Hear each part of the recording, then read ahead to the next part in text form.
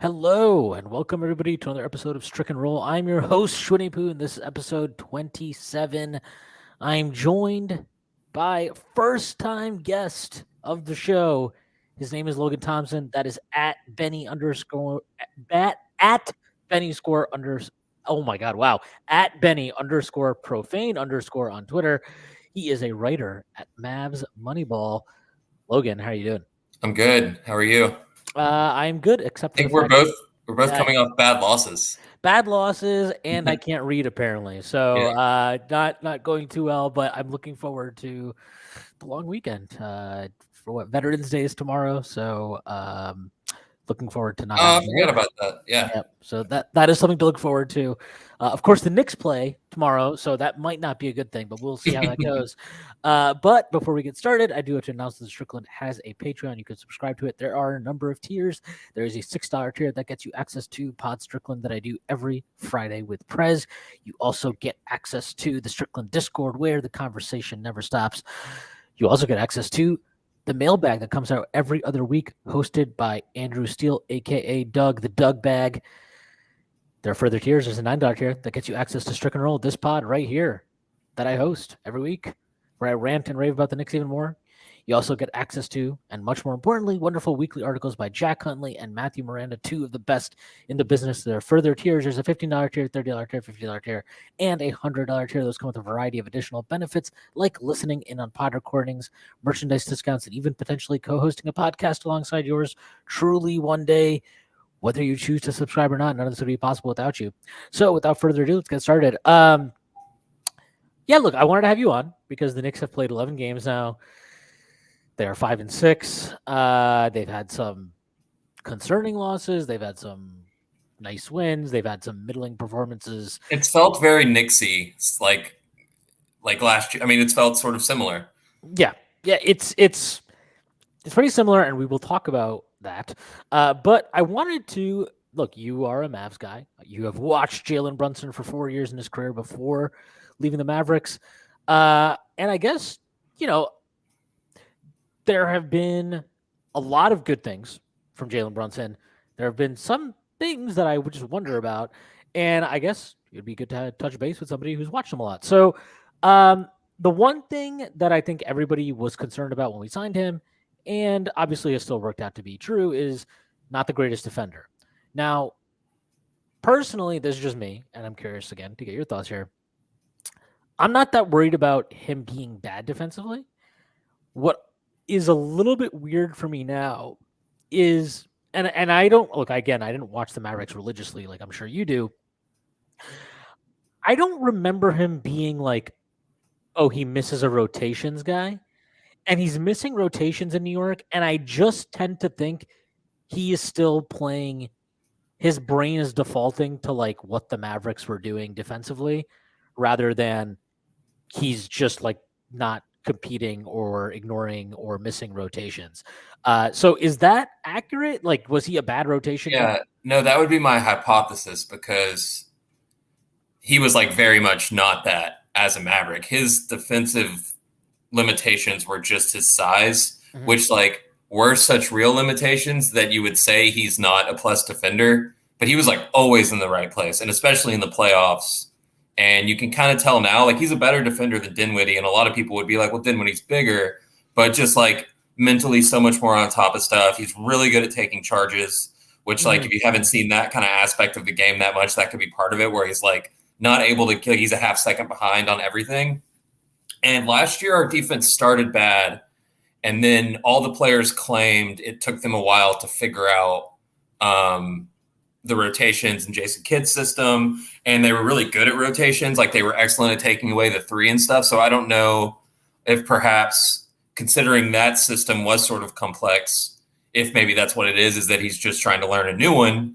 But that would be my idea because yeah, he was always like just so on point, always in the right place. And that was sort of what kept him like a defensive neutral.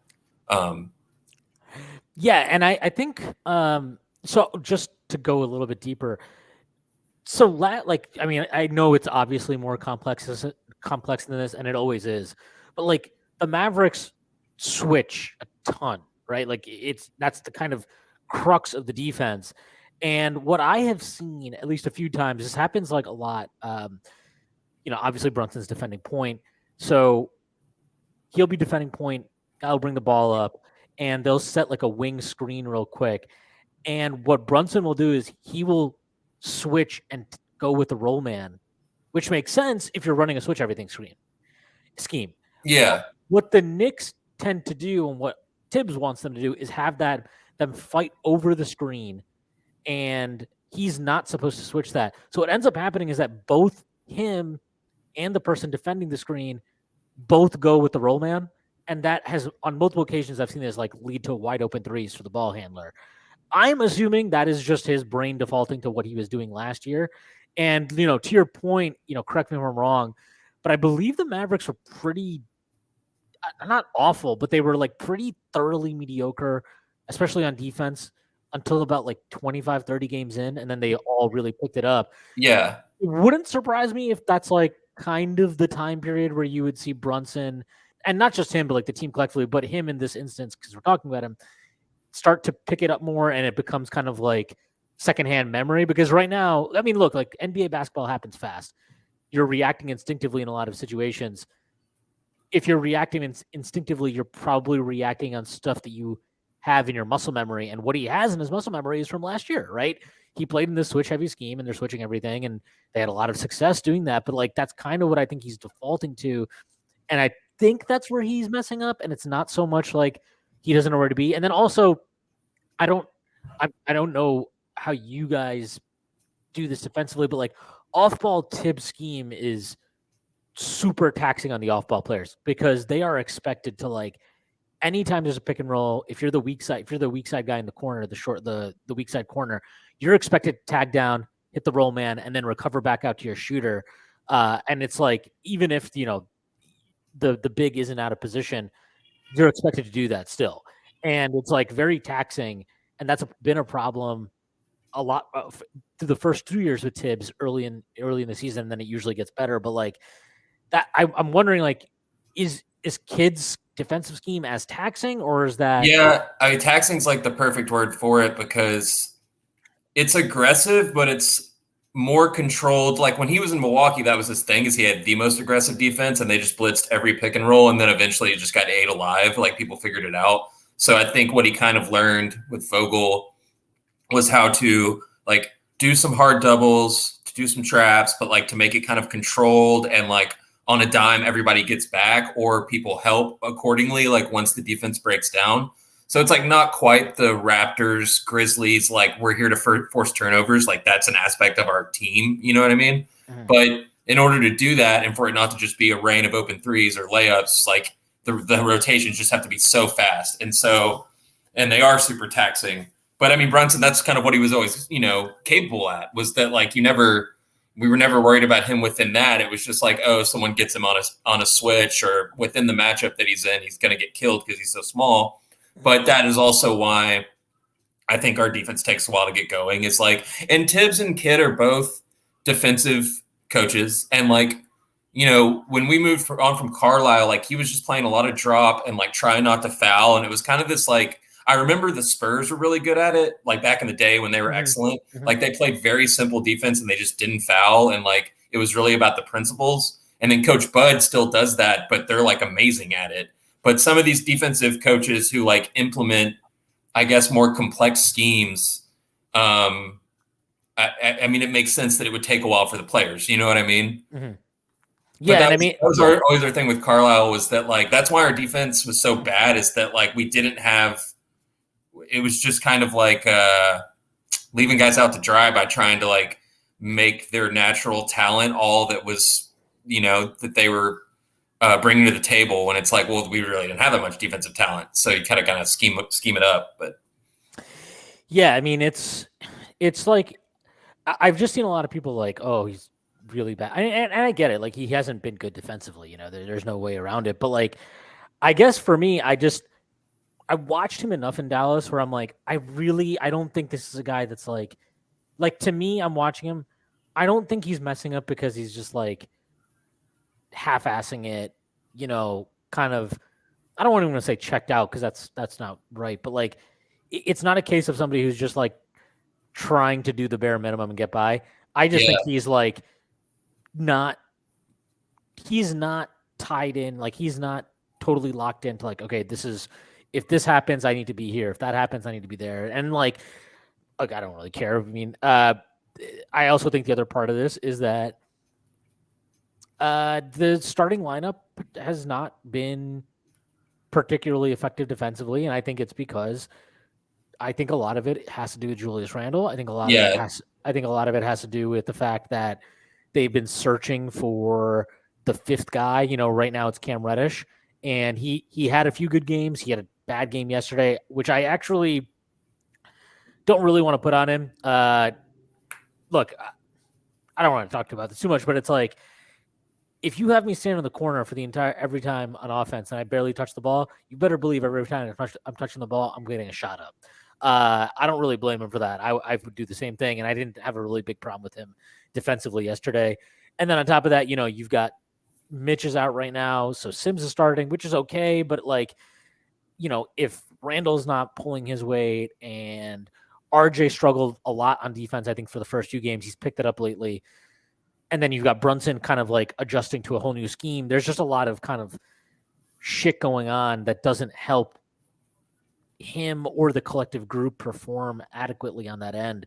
So I think it's like, yes, he's struggling with some aspects, but there's also stuff that, you would expect over time improves, and that should kind of help him out and mask some of the issues he does have. And it's like, if the issues are just, he gets taken advantage of on switches sometimes and his size is an issue doing XYZ things, that's okay. But I am like, actually, the one thing I will say, though, is forgetting, the rotations.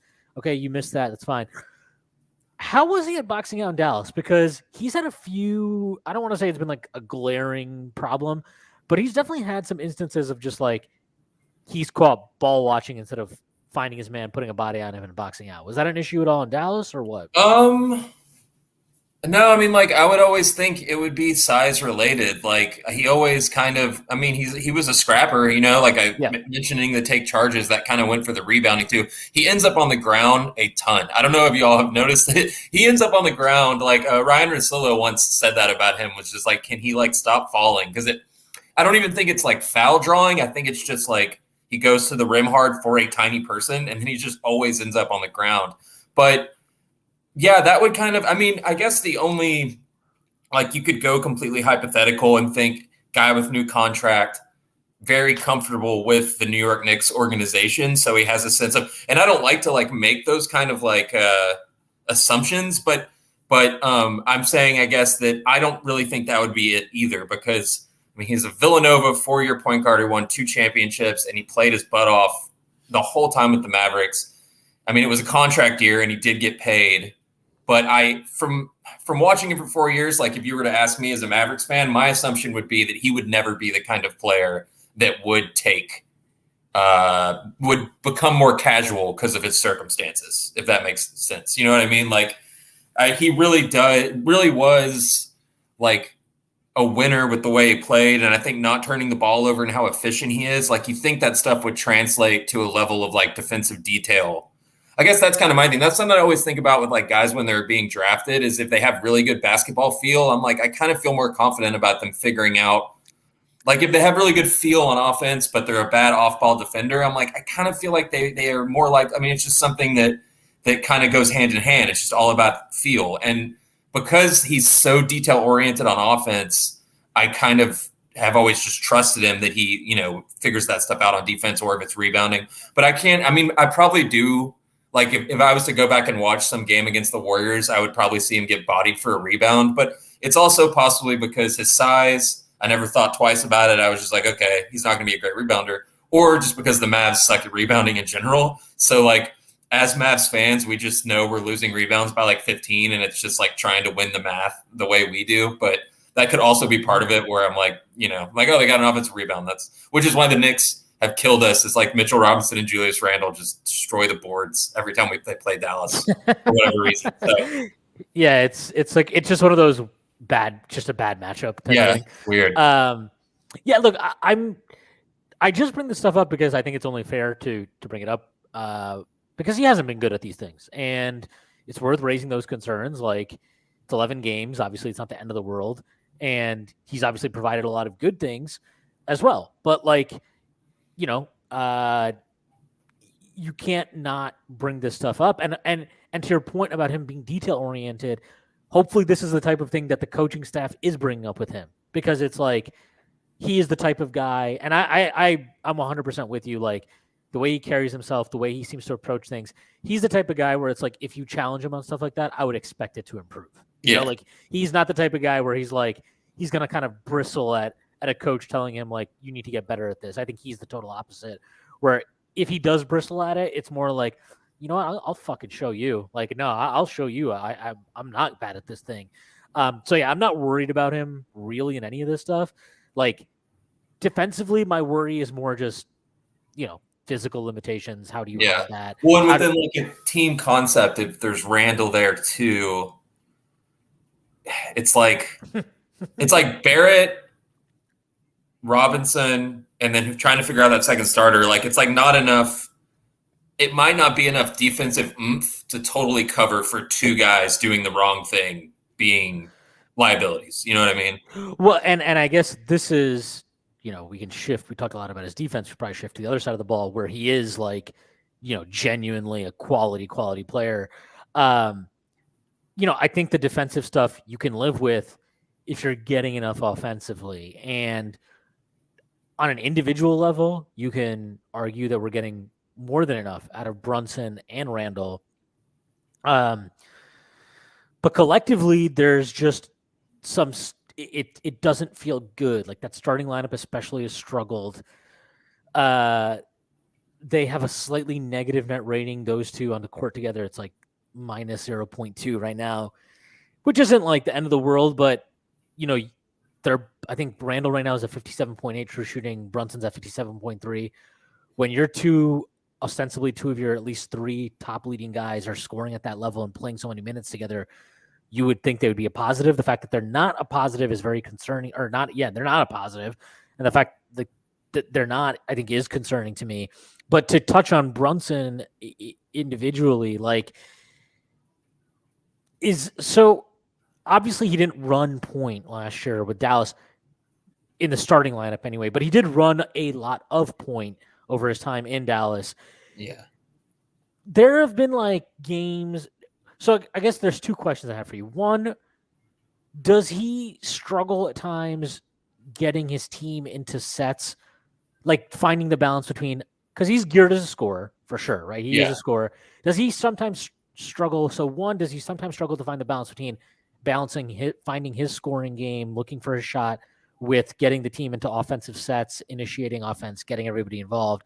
And then two, did you see progression from him as a lead guard over his time in Dallas? And would you expect to see more in time as he's like, you know, this is the first time he is the lead guy on a team. And so would you expect to see more of that as time goes on in New York? Well, I will say that he's a funky player.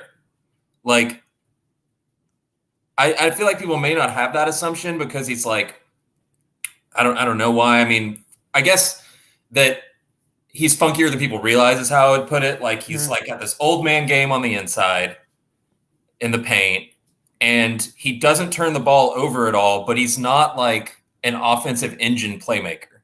That's what's interesting to me, is that like usually a guy who's that good is like a caretaker of the ball. You expect to also be like the Mike Conley, you know, like that kind of archetype, that the low turnover guy who's really good with the ball. He's a good leader, like all those things. You'd think he would be a really advanced playmaker, but he is kind of score first, and he doesn't really, like, he's not the best lob thrower. He's not the best. I mean, maybe it was always because he was in comparison with, you know, he was playing next to Luka, and also that we needed him to score a lot. But I think he's definitely like a starting point guard and not a combo guard, but he's not like going to raise the ceiling of your offense just from his like existence on the team. Like, he doesn't have that kind of playmaking. And so it's really like the efficiency of his scoring and the fact that he's like a good caretaker point guard. And I'm not saying, you know, the Knicks can't get better without him being that like insane playmaker. But I did see a lot of people be like, oh, we're finally going to have that kind of like quarterback on the floor who makes everything kind of work. And he's not quite that. You know what I mean? And well, I think, and I look, I'm with you. I was completely fine with them signing Brunson. Like, yeah, I think it made sense. I think he's a good player. I'm happy with what he's giving us. And like, to be quite honest, like people do this with a lot of guys. Like, there's been this whole thing of like, oh, the Knicks should have traded for DeJounte Murray. And it's like, look, DeJounte Murray's good, but if you watch him play, he's not some like elite quarterback who's just, yeah, he's not like that either. No, they're both a lot, and most of these guys now, a lot of these lead guard type dudes in the league, they are geared as scorers, and they're not just like out there making sure everybody's getting their touches and all that stuff. Like, honestly, I think in some ways the last of this kind of that type of guard might be somebody like Kyle Lowry, who, who's aging out obviously now, and we'll see what happens with him in Miami. It has not looked great this year from what I've seen. But like there's not a lot of those guys out there, so that's not a massive concern for me. But what I think is an issue, and this was my concern all offseason. This is why even when we were, we're gonna get Donovan Mitchell and like this would be fantastic, and it's like, okay, I just don't see a world where currently the Knicks are in a world where you got like Jalen Brunson, okay. He's a very much inside-out guard. Yes, he's got a great mid-range and pull-up shooting game, and yes, but he is trying to get in the paint. He's an inside scorer. R.J. Barrett, another guy, downhill, inside scorer. Randle, another guy that ideally, he might not fancy himself to be this person all the time, but is a downhill inside scorer. Like, these are three guys who are all trying to effectively do the same thing. And I didn't like that idea. I never liked that idea. I thought if they had done a trade and kept RJ Barrett and acquired Donovan Mitchell, that team would have still been I did not like that at all. I thought it would have been a very much less than the sum of its parts team.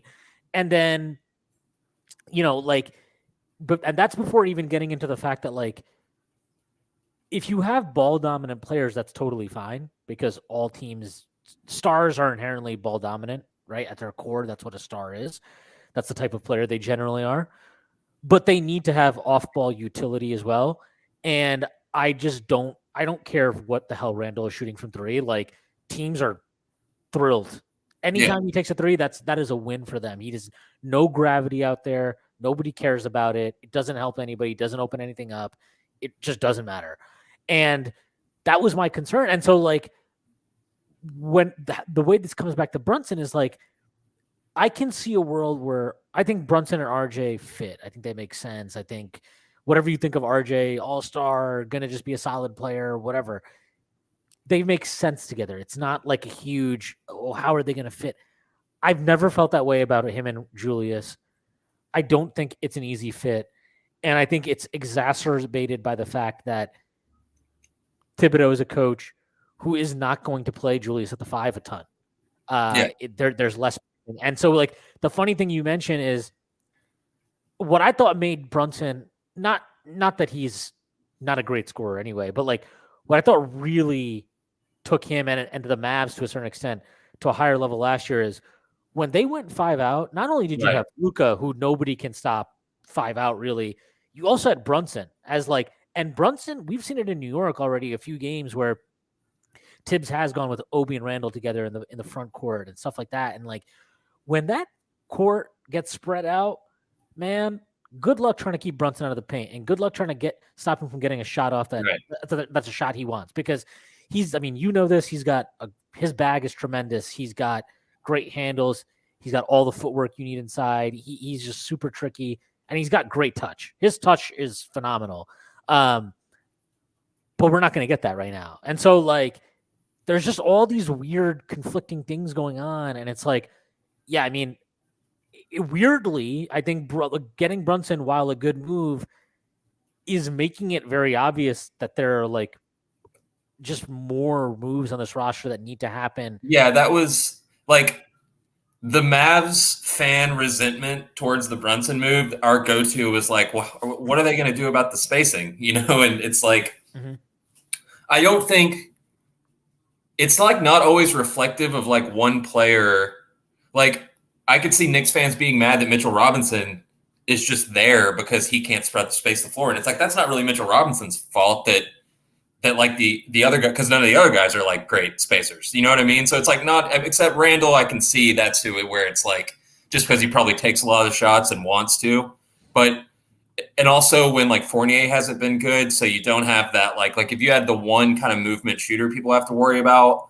But that was kind of always my idea, is I was like, how is Brunson going to be quite as efficient? And it's kind of like a testament that he has still.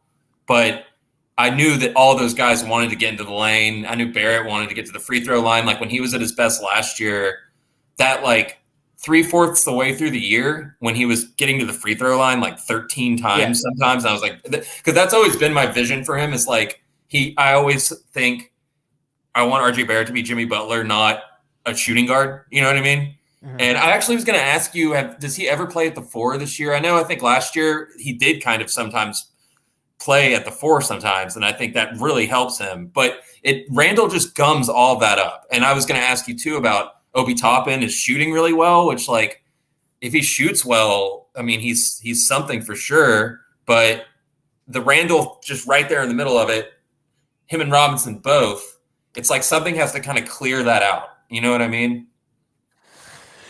Yeah. So no, we haven't seen any Randle at the 4 this year, I don't think. If we have, it's been, very, very brief, to the point that we haven't seen it really. I wish I could disagree with anything you're saying about Randle. I spent the entire offseason saying, like, you can find multiple tweets of me saying, like, I think this offseason is a failure if they don't move Randle, especially if they keep Tibbs. And they did both of those things. They kept Tibbs, they kept Randle. I don't see how it's going to work. I think you need, like, if you're going to make this thing work, you need to have a much more creative offensive mind. You need to have somebody who's going to get these guys moving on and off ball in a way that they're just not ever going to do in a Tibbs offense, because Tibbs' offense is not predicated on that type of stuff. He's not going to run flowing movement sets. Like, forget fucking Golden State. Just watch Utah. Like, and this is the thing that frustrates me, is people are like, well, what can he do? He doesn't have a star. He doesn't have this thing. It's like, does Utah have a fucking star? Like, I know Larry Markkanen's playing great, and or do we think that he's a star, or do we think he's playing great because they're putting him in positions, they're moving these guys all around, and they're using them in such diverse ways? Yeah. And it's not stagnant. And it's like, and it's also just proof, like, you don't need 3 fucking years to install this stuff. Like, you can install basic movement and motion packages right off the bat.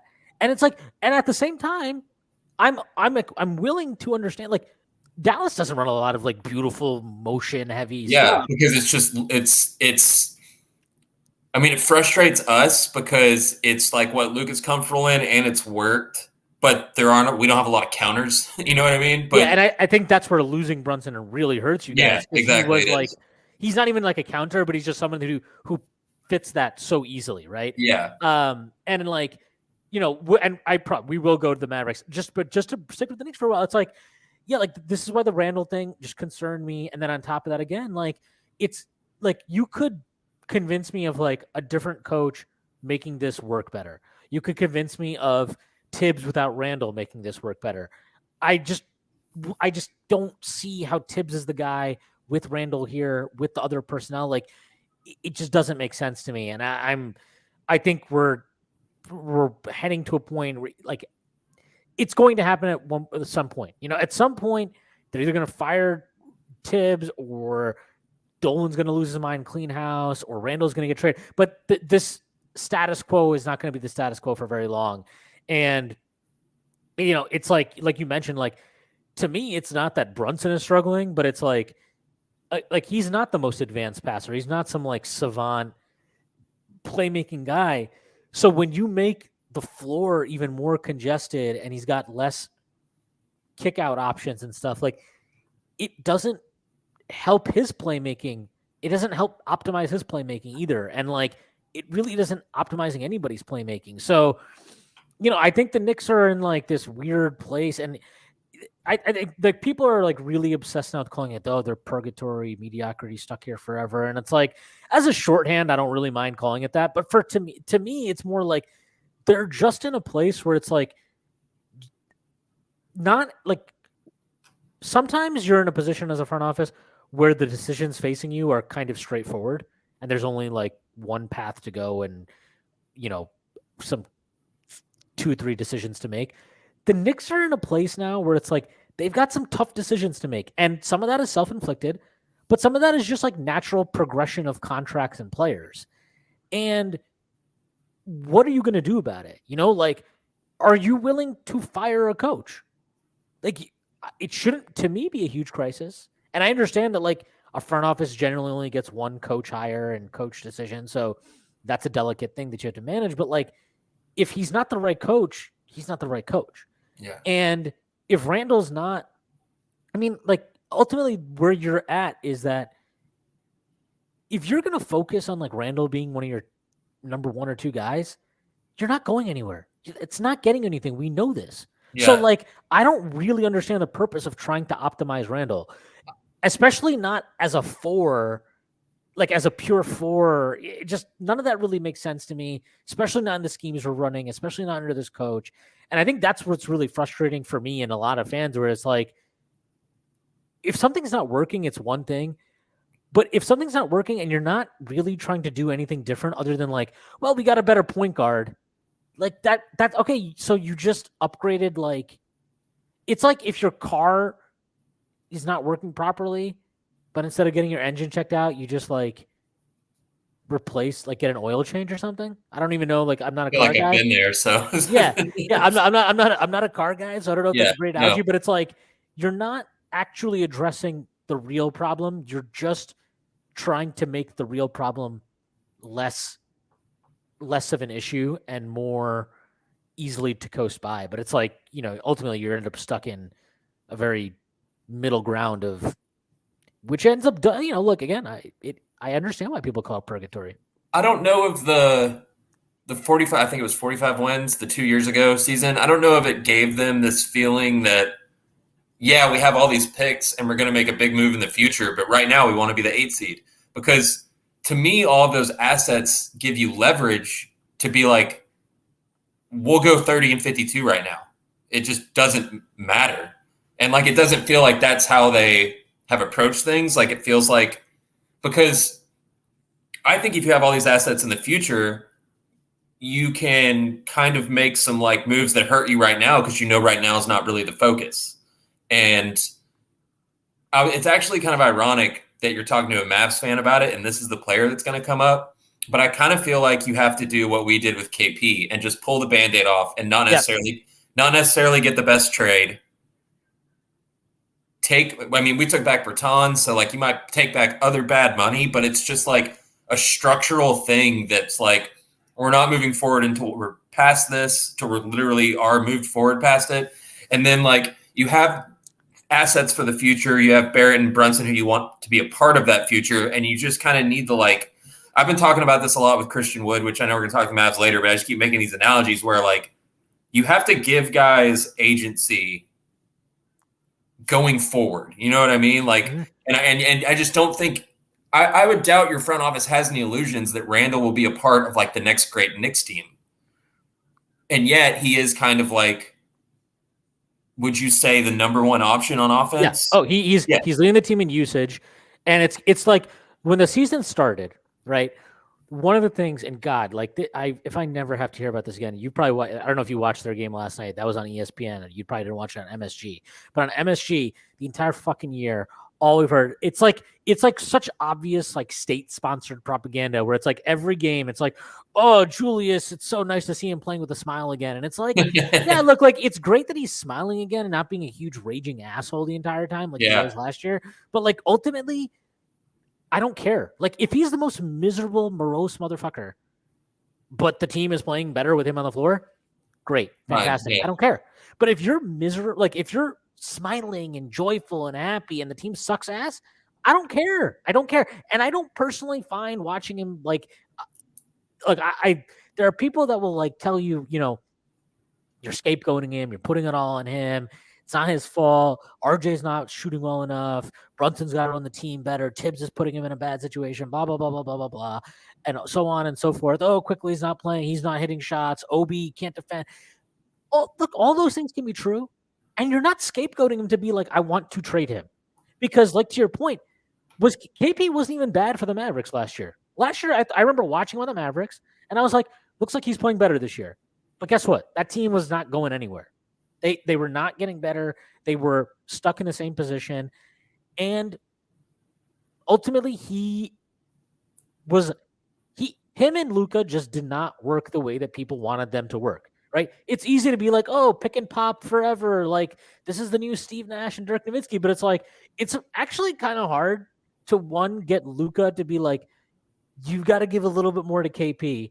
And then to also get KP to be like, yeah, we're just going to need you to be more of a pure pick and pop guy. Like, that's a very hard balance to strike.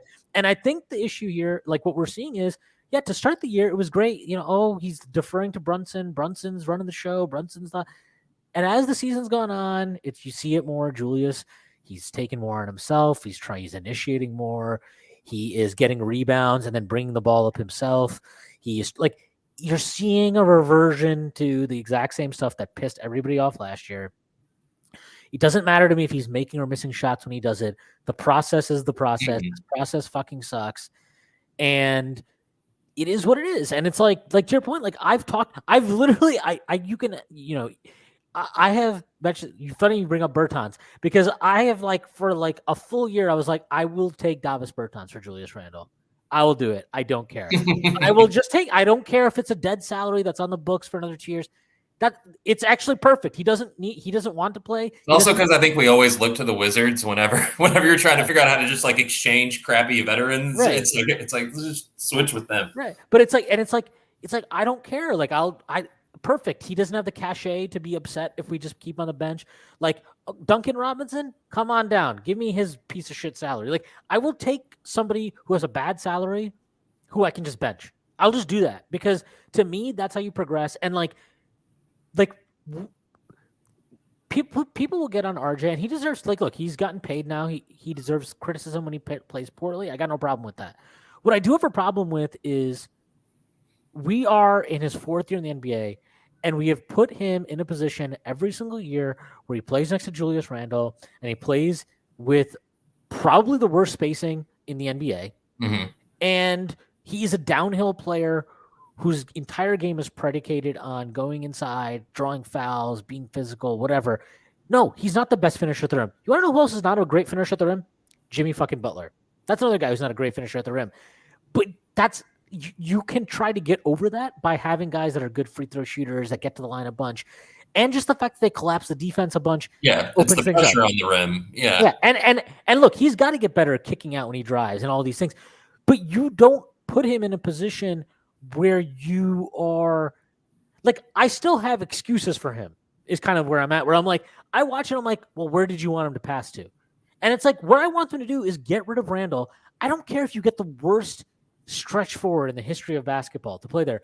Just get somebody out there who's going to spread the floor a little bit and be a less ball dominant player and be happy to run DHOs and kind of be a more low usage off ball utility type. And it's like, let's just see what that looks like. Let's see what it is. And you know what? It's probably just play Obi Toppin with the starters instead. But we're not going to see any of that as long as Julius is there. And so as long as Julius is there, we're not going to see Obi play with the starters. We're not going to see what a world where RJ is the second option playing off of a good lead guard like Jalen Brunson, what that looks like. We're going to see is this awkward balancing act where he's the third guy and Jalen and Julius are doing some weird two-man stuff that isn't exactly flowing, beautiful basketball that's helping everybody else. And it's all very segmented, stilted type of offense. And I don't know. It's not to scapegoat Randle because it's not like if you trade Randle, all of a sudden the Knicks are now, yep, we're on the track to win a championship. Here we go. No, but you're not in that position. And that's the acceptance that needs to happen. You're not in that position. So what can you do? What choices can you make that help optimize your chances of being in that position long term? What what removing Julius Randle does is now you're putting the onus on guys like Brunson and RJ, and to a lesser extent, Obi, Quickly, these younger dudes you drafted. The onus is on them. Hey, we just freed up 27 usage that doesn't even exist on the roster anymore. That's all yours now. That's all that shot creation, all that ball handling, all that.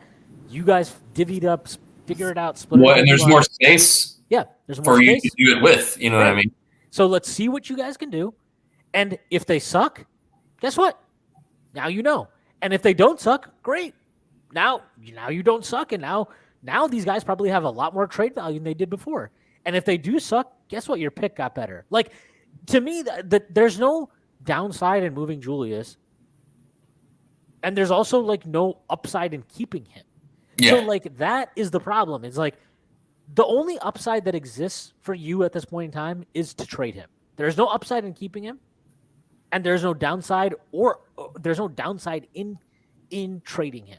And like until there's a realization and acceptance and a decision made to that end, I'm going to be sitting here on a podcast with you and any guest I ever have talking about how much I am annoyed by watching Julius Randle play basketball. Well, those fours, and it makes sense for Porzingis to be in this conversation because he really just liked to like go to work in the lane, and those fours are becoming like a losing proposition.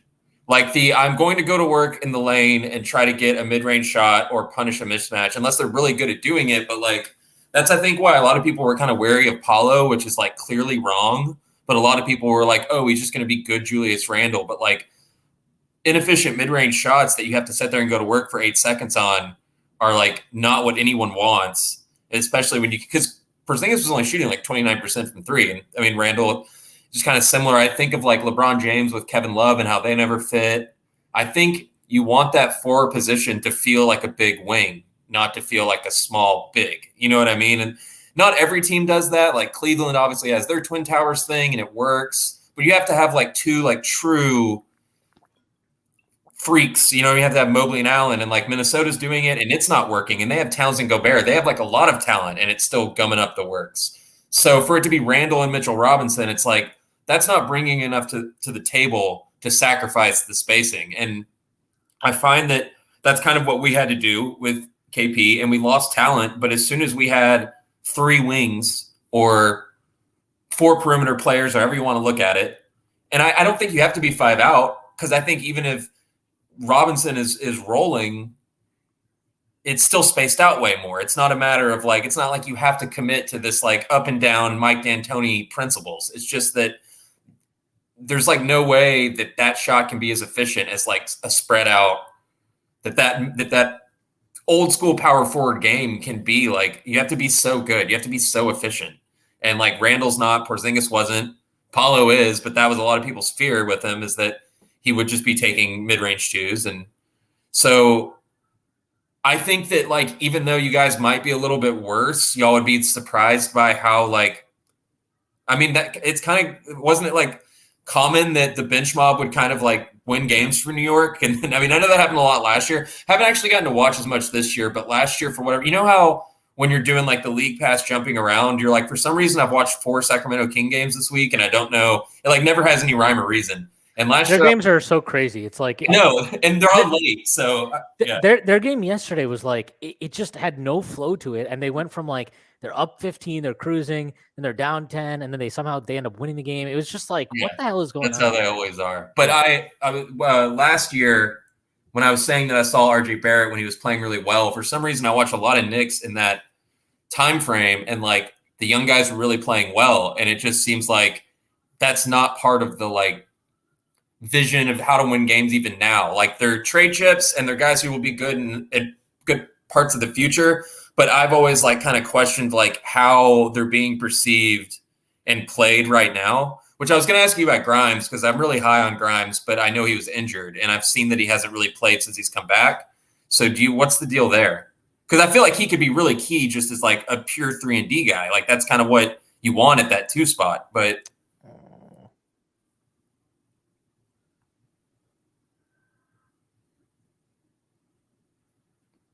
did you lose me? I did, but you can finish now. Yeah, you're back. I don't know where I got cut off. I mean, I was leading up to ask about Grimes, yeah, because I was really high on him, or just am, and I know he was hurt, but then I've seen that he's come back, and so are they just like ramping him up? Like, is it kind of perceived that he will get a shot at the 2, or is it like, because that's what's confusing to me is I feel like these young guys will kind of go up and down, and I'm always kind of, which I realize they're playing up and down because they're young, but I can't ever really get a feel as a non-Knicks fan of like what the hierarchy is. I'll just be like, oh, no, Quickly's playing well. And I play fantasy basketball too, so I can at least see like where minutes and stats are. Right. And I'll be like, oh, I kind of thought that was popping. And I just have wondered, and don't really have any Knicks fans in my life, but like how it feels, what the hierarchy is of like the young players. That's a great question, and I am going to answer it. But before I do, NBA fans, the NBA action is just getting started, and so are the incredible offers at DraftKings Sportsbook, an official sports betting partner of the NBA. New customers can make any $5 NBA pregame moneyline bet and get $200 in free bets if your team wins. Check this out. Right now, everyone can earn up to a 100% boost with DraftKings stepped-up same-game parlays. Go to the DraftKings Sportsbook app, place a same-game parlay, and combine multiple bets like which team will win, total rebounds, total points scored, and more. With payouts bigger than ever, DraftKings Sportsbook is where I go to bet on the NBA. Download the DraftKings Sportsbook app now. Use promo code TBPN. Make any $5 bet this week and get $200 in free bets if your team wins. Only at DraftKings Sportsbook with promo code TBPN. Minimum age and eligibility restrictions apply. See show notes for details. Yeah, okay, so this thing with the young guys has been my entire issue. This has been my entire problem the entire year. And not just this year, going back to last year. If the front office has like made it very clear on several occasions, we love our young guys, we love we buy the talent, we love the talent we have, we want to develop them, we love them, we want to keep them, blah blah blah. Show me, like it's as simple as that. Show me you love them, because to me, what you're doing right now doesn't show me any of that.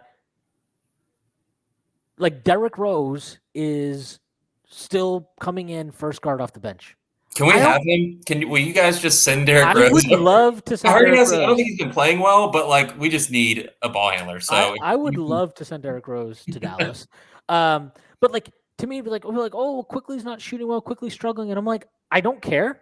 I'm sorry, I literally don't give a shit, because the entire point is like, find out, because last year when they gave him the ball and they put him in these positions to be a point guard for long stretches of time, he figured it out. He looked really fucking good the last 2 months of the season after the All-Star break. That's like 25 games. It's not an insignificant sample. And he's consistently graded out as an elite defensive player for them. This is for like 3 years now, basically, especially the last 2.